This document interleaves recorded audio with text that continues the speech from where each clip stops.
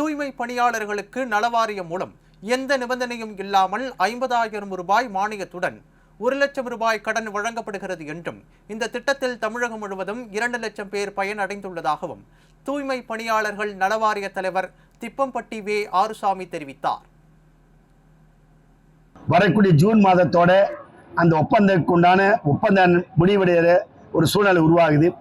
நாங்க வைக்கிற வேண்டுகோள், இனிமேல் தனியாருக்கு இந்த ஒப்பந்தங்கள் கொடுக்க வேண்டாம்.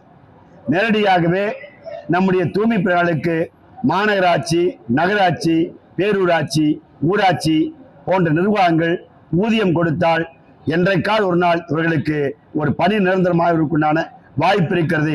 ஆகவே அந்த கோரிக்கையை மாண்புமிகு முதலமைச்சரிடத்திலே நாங்கள் வைத்திருக்கிறோம். இன்னும் கூடுதலாக வைத்து நீங்கள் சொல்ல கருத்தை நாங்கள் பதிவு செய்வோம்.